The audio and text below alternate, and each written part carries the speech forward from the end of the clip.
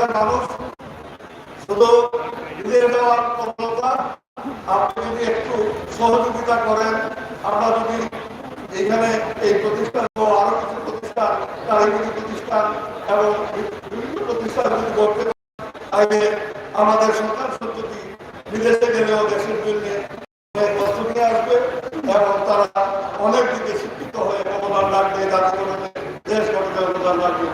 আমি কথা বলতে চাই না, আপনাকে আপনি এসেছেন আজকে মাননীয় প্রধানমন্ত্রীর সাথে ছিলেন এবং সেক্ষেত্রে আপনি আমাদের সবার করে এসেছেন, অনেক কষ্ট করে এসেছেন। আপনাকে কি বলে যে আমি ধন্যবাদ দেবো ভাষা দিতে পারছি না, তবুও আপনাকে আমরা চিরদিন শ্রদ্ধার সাথে আপনার এই আগমনকে, আপনার এই 50 বছর যদি কখনো জয়ন্তী হয়, সুবর্ণ আমাদের যদি শতবৎসর পূর্ণ হয় নিশ্চিত প্রতিষ্ঠানটি হবে, ততদিন আপনার নাম এই প্রতিষ্ঠানের সাথে মিশে থাকবে, এটি আমার বিশ্বাস। আমাদের জেলা প্রশাসক সাহেব নতুন এসেছেন, আমাদের ভিসি সাহেব আমাদের পাশেই বসা আছে, বিজ্ঞান প্রযুক্তি বিশ্ববিদ্যালয় ভিসি আছে, ভিসির বসার জায়গা নাই, বিশ্ববিদ্যালয় আছে, বিশ্ববিদ্যালয়গুলো এখনো কোনো চিহ্ন নাই। আপনার নেতৃত্বে আমি আশা করবো যাতে আমাদের দেখা পারে আমাদের কাঙ্ক্ষিত যে বিশ্ববিদ্যালয়, এই শ্রীলঙ্কার বিজ্ঞান প্রযুক্তি বিশ্ববিদ্যালয়ের অবকাঠামো সহ এই বিশ্ববিদ্যালয় যত দ্রুত সম্ভব বাস্তবায়ন করে দিয়ে আমাদের প্রতিশ্রুতি আমরা যাতে রক্ষা করতে পারি এবং আগামী জাতীয় নির্বাচনে যেমনিভাবে আমাদের মাননীয় প্রধানমন্ত্রী গর্ববোধ করেন যে সুনামগঞ্জ এবং গোপালগঞ্জে আমরা যাতে এইভাবে আমরা যাতে উত্তর দিতে পারি আগামী জাতীয় নির্বাচনের মাধ্যমে। আমি আমারও আমার প্রতি কৃতজ্ঞতা এবং অতিথিবৃন্দ সবার প্রতি আমি আমার কৃতজ্ঞতা জ্ঞাপন করে আমার বক্তব্য শেষ করছি। সবাইকে ধন্যবাদ। জয় বাংলা, জয় বঙ্গবন্ধু, জয় বঙ্গবন্ধু। ধন্যবাদ মাননীয় এমপি মহোদয়কে তার সুন্দর বক্তব্য প্রদানের জন্য। শীতকন্যার আদরের ছোঁয়া, কচিলের পাতার নরম রোদ, উদার প্রকৃতি, বাতাসের উল্লাস আর জীবন লাবণ্যের গল্প এই সবুজ শ্যামল নিমাময় গোবিন্দগঞ্জ আব্দুল হক স্মৃতি কলেজ প্রাঙ্গণে মাননীয় শিক্ষামন্ত্রীকে পেয়ে আমরা আনন্দিত উল্লসিত। সম্মানিত সুধী, আমরা এতদিন ধরে যার ছোঁয়া পাওয়ার জন্য অধীর আগ্রহে অপেক্ষা করেছিলাম, যার সুন্দর সুচিন্তিত দিক নির্দেশনামূলক বক্তব্য শোনার জন্য আমরা শিক্ষক শিক্ষার্থী সবাই অপেক্ষমান। তিনি হচ্ছেন আমাদের আজকের অনুষ্ঠানের প্রধান অতিথি, গণপ্রজাতন্ত্রী বাংলাদেশ সরকারের মাননীয় শিক্ষামন্ত্রী জনাব ডাক্তার দীপু মল্লিক এমপি। সুধী মণ্ডলী, যিনি বাংলাদেশের শিক্ষা ব্যবস্থাকে ঢেলে সাজাবার জন্য সর্বোচ্চ প্রয়াস চালিয়ে যাচ্ছেন, যার হাতের ছোঁয়ায় এগিয়ে যাচ্ছে বাংলাদেশের শিক্ষা ব্যবস্থা, এবং যিনি ব্যক্তিগত জীবনে শুধুমাত্র রাজনীতিবিদ নন, যিনি ব্যক্তিগত জীবনে শুধুমাত্র সরকারের মন্ত্রী নন, যিনি একজন ব্যক্তি জীবনে মোটিভেটর, আগামী প্রজন্মের জন্য তিনি কিভাবে আগামী বাংলাদেশ বিনির্মাণ হবে তার জন্য নিরন্তর পরিশ্রম করছেন, শিক্ষা ব্যবস্থায় এগিয়ে যাবার জন্য চেষ্টা করছেন, সেই সফল শিক্ষামন্ত্রী আজকের অনুষ্ঠানের প্রধান অতিথি মাননীয় শিক্ষামন্ত্রী ডাক্তার দীপুমণি এমপি মহোদয় এখন বক্তব্য রাখবেন। শিক্ষার্থীবৃন্দ, ওনার উদ্দেশ্যে আমরা জোরে হাততালি দিচ্ছি, জোরে হাততালি। গোবিন্দগঞ্জ আব্দুল হক স্মৃতি কলেজ, সুনামগঞ্জের ছাত্রদের এই অনেক সম্মানজনক কলেজ, এই কলেজের সুবর্ণ জয়ন্তী এবং পুনর্মিলনী 2022 এই মহতী অনুষ্ঠানের আজকের সম্মানিত সভাপতি জনাব মহিবুর রহমান মানিক, মাননীয় সংসদ সদস্য সুনামগঞ্জ 5, আজকের অনুষ্ঠানের যারা উদ্বোধক এবং বিশেষ অতিথি হিসেবে থাকার কথা ছিল, তারা বিভিন্ন কারণে আসতে পারেননি। সম্মানীয় অতিথি হিসেবে এখানে উপস্থিত আছেন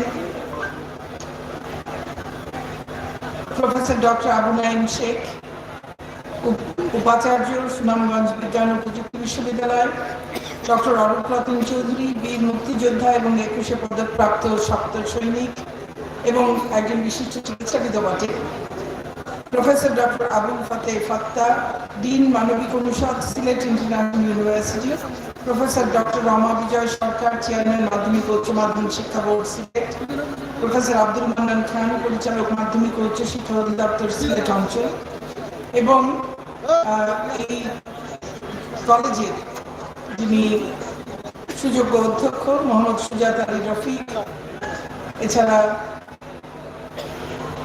মোহাম্মদ রাজউদ্দিন অ্যাডভোকেট, সভাপতি কলেজ গভর্নিং বডি, আরো যারা এখানে স্থানীয় জনপ্রতিনিধিরা আছেন, নেতৃবৃন্দ আছেন, এর পরিচালনা পর্ষদের সঙ্গে যারা যুক্ত আছেন তারা অনেকেই এখানে আছেন, জেলা পরিষদের জেলা প্রশাসকের প্রতিনিধি আছেন, সবাইকে আমি আমার সালাম জানাই, শুভেচ্ছা জানাই। সামনে বীর মুক্তিযোদ্ধারা আছেন, এলাকার গণ্যমান্য ব্যক্তিরা আছেন, এই প্রতিষ্ঠানের সাবেক এবং বর্তমান শিক্ষার্থীরাও আছেন, সবাইকে আমার প্রাণ ঢালা শুভেচ্ছা এবং অভিনন্দন জানাই।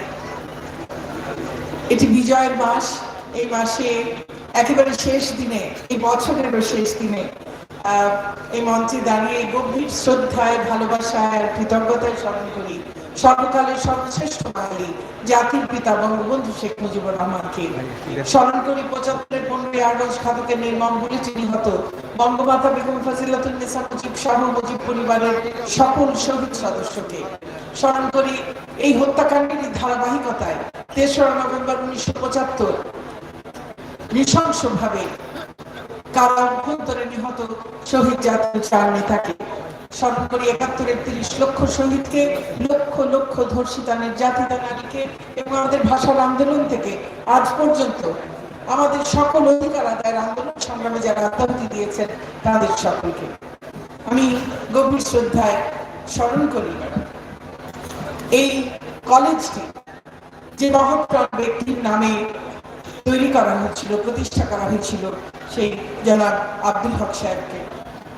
তিনি, আপনারা সবাই জানেন, আমি তবুও বলছি, এরকম মানুষের কথা যত আমরা স্মরণ করব তত আমরা আমাদের সমাজের প্রতি আরো অনেক বেশি দায়িত্বশীল হতে পারব। জনাব আব্দুল হক তিনি শুধু যে মহান মুক্তিযুদ্ধের একজন সংগঠক ছিলেন তাই নয়, তিনি একেবারে সেই 52 ভাষা আন্দোলন থেকেই আমাদের প্রতিটি আন্দোলন সংগ্রামে এই অঞ্চলে নেতৃত্ব দিয়েছেন, যুক্ত থেকেছেন। মুক্তিযুদ্ধ চলাকালীন সময় তিনি মুক্তিযুদ্ধের অন্যতম গুরুত্বপূর্ণ সেক্টর 5 নম্বর সেক্টরের বেসামরিক উপদেষ্টা ছিলেন এবং বৃহত্তর সিলেট অঞ্চলের রাজনীতিরও অন্যতম প্রাণপুরুষ ছিলেন।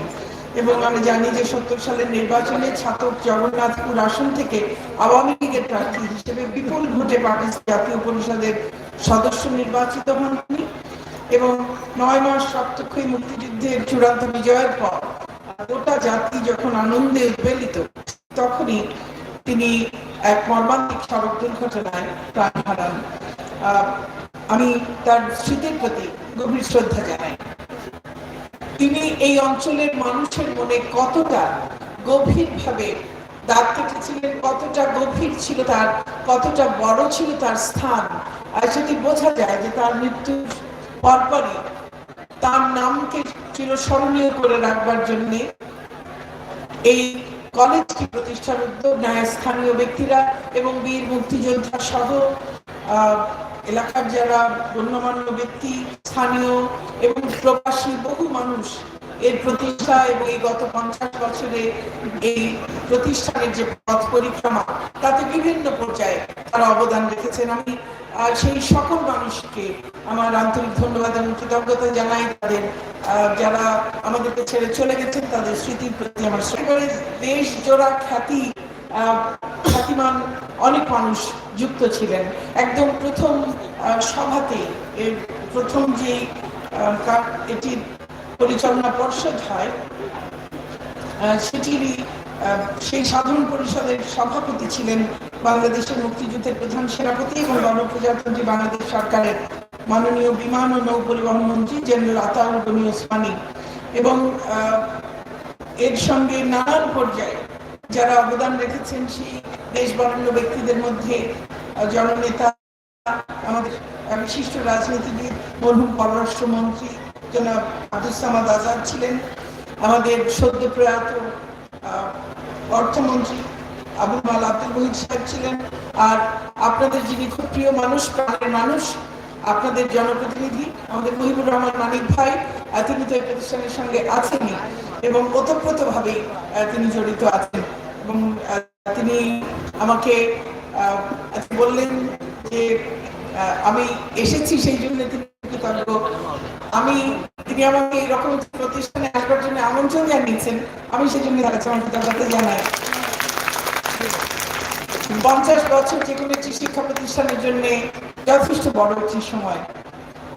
তার থেকে বড় কথা, এই আজকে হয়তো ছাত্র প্রত্যন্ত কোনো অঞ্চল নয়, কারণ আজকে শেখ হাসিনার কল্যাণে সারা দেশের কোথাও আর প্রত্যন্ত অঞ্চল খুঁজে পাওয়া যাচ্ছে না, সবই এখন যোগাযোগের মধ্যে খুব সহজে কয়েক ঘন্টার মধ্যে বাংলাদেশের যে কোনো জায়গায় পৌঁছে যাওয়া যায়। ছাত্র সিলেট শহর থেকে মাত্র আধা ঘন্টায় চলে আসতাম, কিন্তু একটা সময় এই ছাত্র প্রত্যন্ত অঞ্চল ছিল, এখানেও শিক্ষার তেমন কোনো সুযোগ ছিল না। সেই সময় এই প্রতিষ্ঠানটি এখানে তৈরি হয়েছিল যে মহৎপ্রাণ ব্যক্তির নামে, সেই কারণে এই প্রতিষ্ঠানটির একটা বিশেষত্ব রয়েছে আমি মনে করি, এবং সেই কারণে এখানে আসতে পেরে আমি সত্যি আনন্দিত, আমি গর্বিত। যদিও আজকে আমি একটু ভয় পেয়ে গিয়েছিলাম যে একদমই আসতে পারবো কিনা, কারণ আগে যখন ঠিক করেছি আসবো, এবং সকালে আরেকটি এই সিলেটের কাছে আরেকটি প্রতিষ্ঠানে আমার যাবার কথা ছিল, কিন্তু আজকে মাননীয় প্রধানমন্ত্রী প্রতি বছরের মতোই, আমরা আগে জানতাম না যে তিনি ঠিক 31 তারিখেই দিতে পারবেন কিনা, তো তিনি সময় দিয়েছেন। আজকে তিনি আমাদের শিক্ষার্থীদের হাতে নতুন বছর 2023-এর বইগুলো তুলে দিয়েছেন। সেই অনুষ্ঠানটি সকালে ছিল। আমি একটু ভীত ছিলাম যে এসে পৌঁছতে পারবো কিনা, কিন্তু এসে পৌঁছতে পেরেছি। আমি সত্যি খুব আনন্দিত। এই প্রতিষ্ঠান এই যে আজকে পুনর্মিলনী উদযাপন করছে, নবীন প্রবীণের একটা মিলন মেলা, দেশ বিদেশের অনেকে এখানে উপস্থিত আছেন। আমি নিশ্চিত যে অনেক প্রবাসী আজকের এই অনুষ্ঠানে অংশ নিচ্ছেন, যারা এই প্রতিষ্ঠান থেকে পড়াশোনা করে চলে গেছেন দেশে বিদেশে নানান জায়গায়। এখানকার প্রাক্তন শিক্ষার্থীরা বিশেষ অবদান রাখছেন, তাদের সবার প্রতি আমার আন্তরিক অভিনন্দন। আজকে এই প্রতিষ্ঠান থেকে যারা বেরিয়ে গেছেন, তারা যেখানেই থাকুন না কেন, তারা নিশ্চয়ই এই বাংলাদেশের অগ্রযাত্রায় অবদান রাখছেন, অবদান রাখবেন। বঙ্গবন্ধু কন্যা জননেত্রী দেশরত্ন শেখ হাসিনা আমাদেরকে বলেছিলেন ডিজিটাল বাংলাদেশ গড়ার কথা, সেই 2008 সালে নির্বাচনের আগে। তখন অনেকেই সেই ডিজিটাল বাংলাদেশ কথাটি নিয়ে ঠাট্টা তামাশা করেছে, আমাদেরকে অনেক রকম কথা শুনতে হয়েছে, কিন্তু আজকে ডিজিটাল বাংলাদেশ বাস্তবতা। আজকে আমরা একেবারে সকালে ঘুম থেকে ওঠার পর থেকে সারা দিন রাতে ঘুমাতে যাওয়া পর্যন্ত যত কিছু করি, তার সবকিছুই ডিজিটাল বাংলাদেশের মধ্যে। এমনকি আমি ঘুমিয়ে থাকলেও আমার ফোনে সবকিছু চলছে, কম্পিউটারে সবকিছু চলছে, দেশ চলছে, সবই চলছে, তাও কিন্তু এই ডিজিটাল পদ্ধতির কারণে। কাজে এই ডিজিটাল বাংলাদেশ এখন বাস্তবতা। বঙ্গবন্ধু কন্যা ঠিক তার পিতার মতোই যা বলেন তা করেন, এবং সে কারণে আজকে ডিজিটাল বাংলাদেশ শুধু ডিজিটাল বাংলাদেশ নয়, তিনি বলেছিলেন মধ্যম আয়ের বাংলাদেশ হবে। আজকে বাংলাদেশ মধ্যম আয়ের বাংলাদেশ। আজকে আমরা স্বল্পোন্নত দেশের কাতার থেকে বেরিয়ে উন্নয়নশীল দেশের কাতারে সামিল হয়েছি। আমাদের এখন লক্ষ্য আরো সামনে এগিয়ে যাবার। বঙ্গবন্ধু কন্যা আবারও স্বপ্ন দেখিয়েছেন 2041-এ উন্নত, সমৃদ্ধ, সুখী, শান্তিময়, স্মার্ট বাংলাদেশ।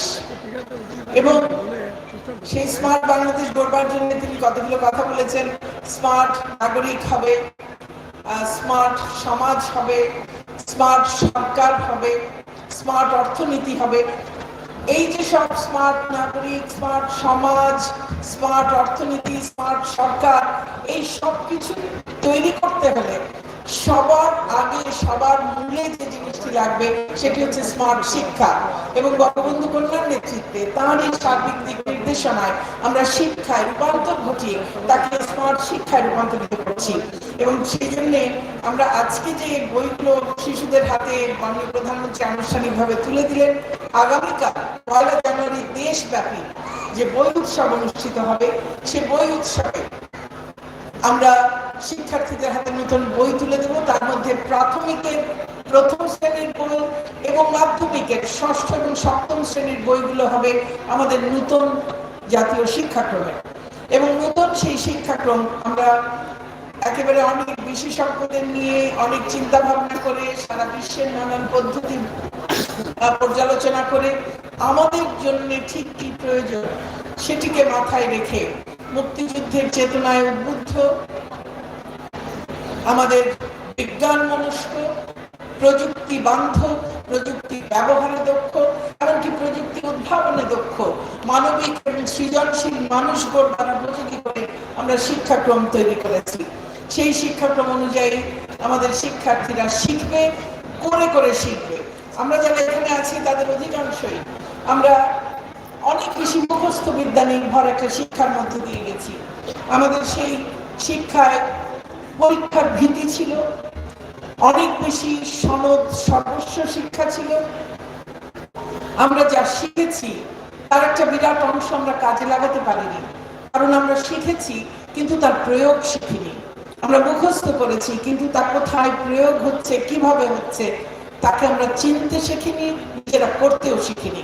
আজকে আমাদের শিক্ষার্থীরা এই নতুন শিক্ষাক্রম অনুযায়ী তারা করে করে শিখবে, তাদের শিখন হবে অভিজ্ঞতা ভিত্তিক, তাদের শিখন হবে সক্রিয় শিখন। এবং এই করে করে শেখার মধ্য দিয়ে, প্রশ্ন করে করে শেখার মধ্য দিয়ে তাদের যে ঔৎসুক্য আছে, তাদের যে অনুসন্ধিৎসা আছে তাকে আরো জাগিয়ে দেওয়ার মধ্য দিয়ে তাদেরকে সূক্ষ্ম চিন্তা করতে শেখানো, তাদেরকে একে অন্যের সঙ্গে যোগাযোগ স্থাপনের দক্ষতা সম্পন্ন মানুষ করার মধ্য দিয়ে, তাদেরকে সমস্যা নিরূপণ এবং তার সমাধান করতে শেখানোর মধ্য দিয়ে, তাদেরকে একসঙ্গে কাজ করতে শেখানোর মধ্য দিয়ে আমরা তাদেরকে দক্ষ যোগ্য মানুষ হিসেবে গড়ে তুলতে চাই। এবং এই প্রচেষ্টায় সবার সামিল হতে হবে, শুধু শিক্ষাক্রম দিয়েই চলবে না। শিক্ষাক্রমে আমাদের শিক্ষকেরা ক্লাসে শিক্ষার্থীদের সঙ্গে এই নতুন যে শিক্ষা পদ্ধতি তাতে তারা কাজ করবেন। একই সঙ্গে অভিভাবকদের সেখানে একটা বড় অংশগ্রহণ প্রয়োজন হবে, সমাজের অংশগ্রহণ প্রয়োজন হবে। আমাদের সবাইকে, আমাদের নতুন প্রজন্ম যারা আমাদের ভবিষ্যৎ, তাদের এই ভবিষ্যৎ নির্মাণে আমাদের সবাইকে সমানভাবে সচেতনতার সঙ্গে, দায়িত্বশীলতার সঙ্গে এই প্রক্রিয়ায় সামিল হতে হবে। কারণ শিক্ষাকে আমরা শুধুমাত্র শ্রেণীকক্ষের চার দেয়ালের মধ্যে আটকে রাখছি না। এখন শিখন হবে ক্লাসের ভেতরে, ক্লাসের বাইরে, কমিউনিটির মধ্যে। যেখানেই সে কাজ করবে, যেখানেই সে কোনো মানুষের সঙ্গে সে যোগাযোগ স্থাপন করবে, সেখানেই তার শিখন প্রক্রিয়া চলবে। কাজেই আমরা সবাই এই প্রক্রিয়ার কিন্তু অংশ হব। কাজে আমরা যেন সচেতন হই। আমরা আমাদের সন্তানদের, আমি অভিভাবকদের কাছে বলবো যে আমাদের অনেক বেশি ইতিবাচকতার চর্চায় যেতে হবে। আমরা অনেক বেশি সমাজ হিসেবেই বোধহয় আমরা একটু বেশি নেতিবাচকতার দিকে ঝুঁকে থাকি। আমাদের পত্র পত্রিকাগুলো দেখলে আমাদের সমাজে এত ইতিবাচক ঘটনা রোজ ঘটছে। এই যে একজন আব্দুল হক সাহেব, তার কথা আমরা কয়বার বলি, কিন্তু তার মতো আরো যে মানুষেরা ছিলেন, আছেন, তাদের কথা আমরা কয়বার বলি। সারা বাংলাদেশে আরো তো অসংখ্য মানুষ আছে যারা সমাজের জন্য কাজ করছেন, এই বিশ্বটার জন্য কাজ করছেন, এই পৃথিবীর জন্য, এই প্রকৃতির জন্য কাজ করছেন। ওই তাদের কথা কতটা উঠে আসে আমাদের পত্র পত্রিকায়? শুধু পত্রিকার পাতা খুললেই, সকালবেলা উঠে ঘুম থেকে উঠে পত্রিকার পাতা খুলবেন, শুধু সারা দেশের যা কিছু নেতিবাচক যে কটা খুঁজে পাওয়া যায় তার সবকিছু প্রথম পাতায়।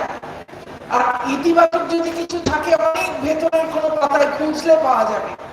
তাহলে একজন মানুষ সকালে উঠে পত্রিকা পড়ে তার দিন শুরু করবে, শুরুই হয় একেবারে একটা নেতিবাচকতার প্রচন্ড একটা ধাক্কার মধ্য দিয়ে। তাহলে তার সমস্ত দিনটা তার মাথার মধ্যে কিন্তু মাথা এটা ওই কম্পিউটারের মতো প্রি প্রোগ্রাম হয়ে যায় নেতিবাচকতায়, তখন সেই ইতিবাচক ভাবে কিন্তু আর চিন্তা করতে পারবে না। কাজে আমরা আমাদের দিন শুরু করবো ইতিবাচকতা দিয়ে, সেটি যেন আমরা করতে পারি। এবং সেই জন্য সবাইকে সচেতন হতে হবে, আমাদের সংবাদ মাধ্যমকে সচেতন হতে হবে। নিশ্চয়ই নেতিবাচক যা কিছু আছে তাকে যেমন তুলে ধরবেন, কারণ সেগুলোকে ঠিক করতে হবে, তেমনি ইতিবাচক দিকগুলোকেও সামনে নিয়ে আসতে হবে মানুষকে উদ্বুদ্ধ করবার জন্য। বাবা মাকে তার সন্তানকে উদ্বুদ্ধ করতে হবে। আমরা বারবার শুধু বলি না না না। একটা শিশু সে জন্মের পর থেকে শুধু না শোনে, আমরা তাকে হ্যাঁ বলে বলে কেন বড় করতে পারবো না?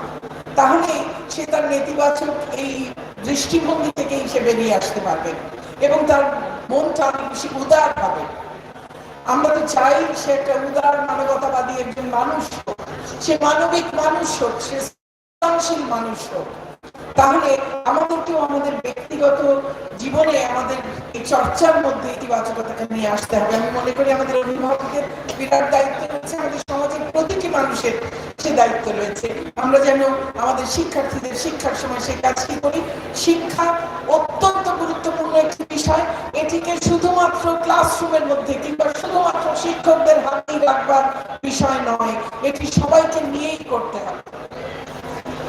আমি জানি মাগরিবের সময় হয়ে যাচ্ছে, আপনারা সবাই এই মহতী অনুষ্ঠানে অনেক দূর দূরান্ত থেকে এসেছেন। আমি খুব দ্রুত শেষ করবার চেষ্টা করব। এখানে যখন এসেছে সাংবাদিকেরা প্রশ্ন করছেন, শিক্ষার বাইরেও প্রশ্ন করেছেন। আমি আমাদের নতুন শিক্ষাক্রমের কথা কিছুটা বললাম। আমাদের শিক্ষার্থীদেরকে আমরা ক্লাস 3 পর্যন্ত কোনো পরীক্ষাই থাকবে না, এরপরেও পরীক্ষার চাপ অনেক কম থাকবে। আমরা ধারাবাহিক মূল্যায়ন ব্যবস্থা নিয়ে আসছি, ধারাবাহিক মূল্যায়ন হবে, তার সঙ্গে সামষ্টিক মূল্যায়ন, 6 মাসে 1 বছরে পরীক্ষা হবে, সেগুলোও হবে। তবে পরীক্ষার চাপ ভীতি এইগুলো দূর করতে চাই আমরা। শিক্ষা হতে হবে আনন্দময় এবং সে আনন্দময় শিক্ষার মধ্য দিয়ে আমাদের শিক্ষার্থীদের বিকাশ ঘটাতে চাই আমরা। আমাদের এই শিক্ষা ব্যবস্থায় শিক্ষকদেরকে প্রশিক্ষণ দেবার অনেক ব্যবস্থা রেখেছি এবং সেটি প্রতিনিয়তই চলবে। আর এখন আমরা এই কোভিড অতিমারির কারণে শিখে ফেলেছি অনলাইনে প্রশিক্ষণ খুবই কার্যকর এবং সেই প্রশিক্ষণ দিলে আমাদের শিক্ষকদেরকে দূর দূরান্ত যেতে হয় না, তার নিজের বাড়িতে বসেই সে প্রশিক্ষণ গ্রহণ করতে পারে। এই নতুন শিক্ষাক্রমের প্রশিক্ষণ এখনো চলছে, এই সারা বছর ধরেই চলবে এবং 6ষ্ঠ এবং 7ম শ্রেণীর যে বই এবং 1ম শ্রেণীর যে নতুন বই তা কিন্তু পরীক্ষামূলক সংস্করণ। এই বছর আমরা এই সারা বছর গত বছর এই 2022 আমরা পরীক্ষামূলক পাইলটিং আমরা করেছি, তারপরও 2023 সালে এটি পরীক্ষামূলক সংস্করণ হিসেবেই যাবে। আপনাদের সবার কাছ থেকে আমরা ফিডব্যাক নেব, শিক্ষক, শিক্ষার্থী, অভিভাবক সবার কাছ থেকে, শিক্ষাবিদ সবার কাছ থেকে ফিডব্যাক নিয়ে আমরা এই বইগুলোকে আরো পরিমার্জন করব, পরিশীলন করব, করে এগুলোকে আরো বেশি উপযুক্ত করে তুলব যেন 24 সালের বইগুলো আরো অনেক বেশি ভালো হতে পারে। আমি আপনাদের সামনে এখন এসেছি, সুযোগ হয়েছে, আমি একেবারে আপাতমস্তক রাজনীতির মানুষ, শিক্ষামন্ত্রী নিশ্চয়ই সরকারের একজন এবং একই সঙ্গে রাজনীতির মানুষ, এই দেশের একজন নাগরিক। অতএব এখন বর্তমান যে পরিস্থিতি তা নিয়ে দুটো কথা না বললেই নয়। বাংলাদেশ যখন এগিয়ে যাচ্ছে, যখন জ্ঞানে, বিজ্ঞানে, প্রযুক্তিতে বাংলাদেশ এগিয়ে যাচ্ছে, যখন আমাদের ছেলে মেয়েরা সে আসামে গিয়েও তারা প্রযুক্তিতে চ্যাম্পিয়ন হয়ে আসছে, সারা বিশ্বের বিভিন্ন বড় বড় বিশ্ববিদ্যালয়কে হারিয়ে দিয়ে, যখন আমাদের ম্যাথস অলিম্পিয়াডে আমাদের ছোট ছোট মেয়েরা, এবং সেটি এমন নয় যে ঢাকা শহরের কোনো শিক্ষা প্রতিষ্ঠানের মেয়ে, অনেক জেলা শহরের কিংবা উপজেলার স্কুলের মেয়েরাও বিশ্ব বিভিন্ন জায়গায় ম্যাথমেটিক্স অলিম্পিয়াডে গিয়ে অন্যদেরকে হারিয়ে ট্রফি নিয়ে আসছে, যখন আমরা এগিয়ে যাচ্ছি, যখন আমরা মেট্রো রেল উদ্বোধন হচ্ছে, যখন পদ্মা সেতু উদ্বোধন হচ্ছে, যা আমাদের আত্মবিশ্বাসের, আত্মসম্মানের প্রতীক, আমাদের সক্ষমতার প্রতীক, যখন আমরা বঙ্গবন্ধু স্যাটেলাইট উৎক্ষেপণ করেছি, যখন এই দেশটা সারা বিশ্বের কাছে উন্নয়নের এক বিস্ময়, সেই সময়ে সেই তারা যারা 71-এর ঘাতক এবং তাদের দোষর, যারা 75-এর ঘাতক এবং তাদের দোষর, যারা 2004-এর 21শে আগস্টের ঘাতক এবং তাদের দোষর, যারা 2013-14 সালের অগ্নি সন্ত্রাসী, তারা আজকে আবার মাথা চাড়া দেওয়ার চেষ্টা করছে, তারা আজকে আবার আমাদের এই অগ্রযাত্রাকে ব্যাহত করতে চাইছে। এবং এই স্বাধীনতার মাসে নানান রকম তাদের আস্ফালন আমরা শুনতে পাই। এই বিজয়ের মাসে আজকে এই বাংলাদেশকে আমরা সেই মুক্তিযুদ্ধের চেতনায়, সেই সোনার বাংলা গড়বার জন্য এগিয়ে চলছি দৃপ্ত পায়ে। বাংলাদেশে আজকে প্রতিটি মানুষ, আমরা প্রতিটি ক্ষেত্রে উন্নয়ন দেখি। আমরা দেখি খাদ্য, কৃষি, শিক্ষা, স্বাস্থ্য, শিল্প, বিদ্যুৎ, যোগাযোগ, কোথায় উন্নয়ন নেই? প্রতিটি ক্ষেত্রে আমরা আগাচ্ছি এবং দ্রুত গতিতে। সেই সময় যারা গণতন্ত্রকে গলা টিপে হত্যা করেছিল, যারা এই দেশের নির্বাচনী ব্যবস্থাকে ধ্বংস করে দিয়েছিল, যারা গ্রেনেড হামলা করে রাজনৈতিক প্রতিপক্ষকে নিশ্চিহ্ন করে দেওয়ার মতো ঘৃণ্য কাজ করে, তারা আজকে গণতন্ত্রের নামে মায়াকান্না করে তারা আজকে দেশের স্থিতিশীলতাকে, অগ্রগতিকে ব্যাহত করতে চেষ্টা করছে। আমরা যে পথে আছি, উন্নয়নের পথে, এগিয়ে যাবার পথে, একটা উন্নত সমৃদ্ধ জাতি রাষ্ট্র হিসেবে গড়ে উঠবার পথে, সেই পথ থেকে বিচ্যুত হবার আমাদের কোনো সুযোগ নেই। আমাদেরকে সেই পথে এগিয়ে যেতেই হবে এবং যেতে হবে সেই নেতার নেতৃত্বে যিনি আমাদেরকে এই পর্যন্ত এনে দিয়েছেন। কারণ ৭৫-এ পিতা মুজিবকে সপরিবারে নৃশংসভাবে হত্যার পর ২১ বছর আমরা ভ্রান্ত পথে চলেছিলাম, সেজন্য তখন কোনো উন্নয়ন দেখিনি আমরা। আজকে যারা এত কথা বলেন, তারা কি একটা পদ্মা সেতু তৈরি করতে পেরেছেন? তারা কি একটা মেট্রো রেলের কথা চিন্তা করতে পেরেছেন? তারা কি আমাদের দেশকে খাদ্যে স্বয়ংসম্পূর্ণ করতে পেরেছেন? বরং তারা বলেছেন খাদ্যে স্বয়ংসম্পূর্ণ হলে বিদেশ থেকে সাহায্য পাওয়া যায় না। অর্থাৎ তারা বাংলাদেশকে ভিক্ষুকের জাতিতে, ভিক্ষুকের রাষ্ট্রে পরিণত করে রাখতে চেয়েছিলেন। আমরা ভিক্ষুকের রাষ্ট্রে থাকবো না, আমরা বীরের জাতি। আমরা যুদ্ধ করে এই দেশকে জয় করেছি, কাজে আমরা এগিয়ে যাব। জাতির পিতা বলেছিলেন, কেউ আমাদের দাবায় রাখতে পারবে না, কেউ আমাদেরকে দাবিয়ে রাখতে পারবে না। আমরা এগিয়ে যাব, আমরা আমাদের লক্ষ্য অর্জন করব এবং আমরা সোনার বাংলায় পরিণত হব। প্রতিটি মানুষ একটি সুখী, সমৃদ্ধ, শোষণ বঞ্চনাহীন একটি সমৃদ্ধ সম্মান নিয়ে বিশ্বে মাথা তুলে আমরা চলব। এই প্রত্যয় নিয়েই আমরা এগিয়ে চলছি। কাজে যারা সেই পথে বাধা হয়ে দাঁড়ায়, তাদেরকে আমরা নিশ্চয়ই পুরোপুরি প্রত্যাখ্যান করেছি অতীতে, আবারও প্রত্যাখ্যান করব এবং তাদেরকে, তারা যতই অগণতান্ত্রিক হোক, রাষ্ট্র সরকার সেই ব্যবস্থা নেবে তাদের বিরুদ্ধে। আর আমাদের জনগণকে সঙ্গে নিয়ে সরকার এই অপশক্তিকে রুখে দাঁড়াবে এবং তাদেরকে এই দেশে আর কখনো নৈরাজ্য সৃষ্টি করতে দেবে না। রাজনীতিতে পক্ষ প্রতিপক্ষ থাকে, সরকারে কেউ থাকলে বিরোধী দলে কেউ থাকবে, এটি নিয়ম, এটি স্বাভাবিক। কিন্তু একটি স্বাধীন দেশে স্বাধীনতার বিরোধী কেউ থাকতে পারে না। অতএব যারা স্বাধীনতার বিরোধী, সেই অপশক্তিকে সমূলে নির্মূল করতে পারলে আমরা আমাদের সোনার বাংলার যে পথ, সেই পথে আমরা নির্বিঘ্নে এগিয়ে যেতে পারবো। আজকের দিনে এই হোক প্রত্যয়। আগামী 2023 শুরু হবার আর মাত্র কয়েক ঘন্টা বাকি। আপনাদের সকলের জীবন সুন্দর হোক, মঙ্গলময় হোক, আনন্দময় হোক। জয় বাংলা, জয় বঙ্গবন্ধু। বাংলাদেশ চিরজীবী হোক। মাননীয় শিক্ষামন্ত্রী প্রথম নারী শিক্ষামন্ত্রী শুধু ছিলেন না, তিনি ছিলেন সাবেক প্রথম নারী পররাষ্ট্রমন্ত্রী, যিনি সফলভাবে তার দায়িত্ব পালন করেছেন। যিনি শিক্ষামন্ত্রীর দায়িত্ব গ্রহণ করে বিজ্ঞান মনস্ক, জীবনমুখী, কর্মমুখী, প্রযুক্তি নির্ভর বিশ্ব মানব সম্পদ তৈরির লক্ষ্যে শিক্ষার মান উন্নয়ন, প্রচার প্রসারে নিরলসভাবে কাজ করে দিয়েছেন। এতক্ষণ আমাদের অনুষ্ঠানের প্রধান অতিথি ডক্টর দীপু মনি এমপি নির্দেশনামূলক বক্তব্য শুনে প্রাণিত হলাম। মাননীয় প্রধান অতিথি মহোদয়কে তার নির্দেশনামূলক বক্তব্য প্রদানের জন্য কৃতজ্ঞতা প্রকাশ করছি। ধন্যবাদ। আজকের অনুষ্ঠানের প্রধান অতিথি মাননীয় শিক্ষামন্ত্রী ডাক্তার দীপুমণি এমপি মহোদয়কে। সম্মানিত উপস্থিতি, এই পর্যায়ে আজকের অনুষ্ঠানের অতিথি ডাক্তার রতন চৌধুরী তার লিখিত কয়েকটি বই আজকের অনুষ্ঠানের প্রধান অতিথি মাননীয় শিক্ষামন্ত্রী ডাক্তার দীপুমণি এমপি মহোদয়ের মাধ্যমে কলেজ লাইব্রেরিতে প্রদান করবেন এবং এই বইগুলো গ্রহণ করবেন অত্র বিদ্যাপীঠের সুযোগ্য কান্ডারি শ্রদ্ধ অধ্যক্ষ জনাব সুজাত আলী রফিক মহোদয়।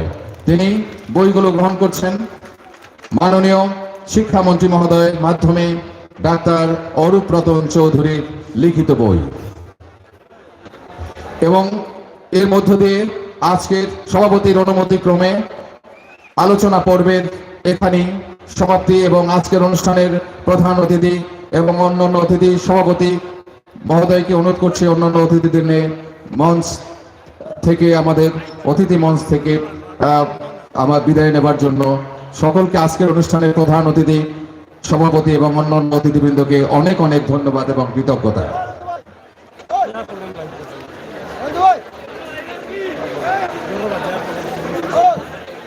এবং পরবর্তীতে সাংস্কৃতিক অনুষ্ঠান সন্ধ্যায় সেই সাংস্কৃতিক অনুষ্ঠান পর্বে সকলের উপস্থিতি কামনা করে আমরা এই পর্বের এখানে শেষ করছি। নামাজের বিরতির পর সাংস্কৃতিক অনুষ্ঠান মনোজ্ঞ সাংস্কৃতিক অনুষ্ঠান যেখানে আমাদের আমন্ত্রিত শিল্পীবৃন্দ এখানে উপস্থিত হবেন তাদের মনোমুগ্ধকর পরিবেশনা নিয়ে।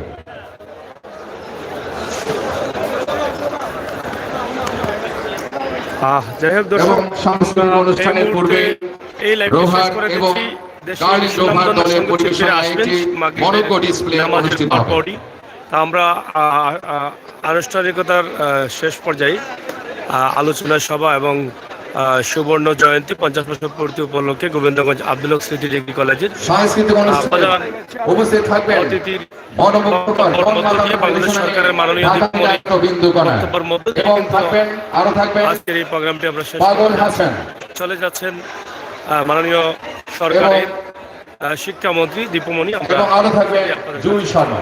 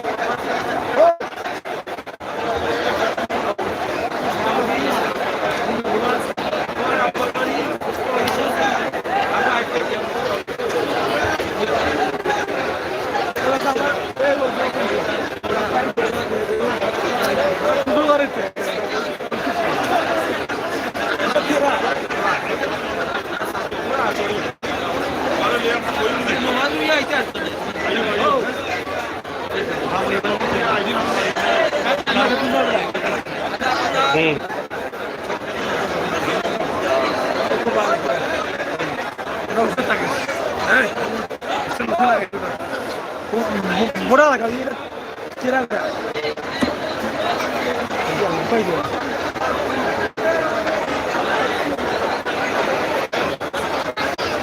No somos evitar que el libro autoridad.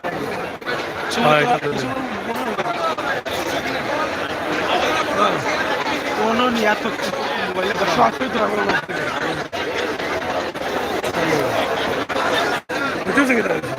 ফোনের যেটা দিয়ে মাত্র চাই ওটা ইন্টারনেট আছে নাকি আর তো লাগাইয়া মারবে ওটা এবার বাঁধবে বড়টা লাগাই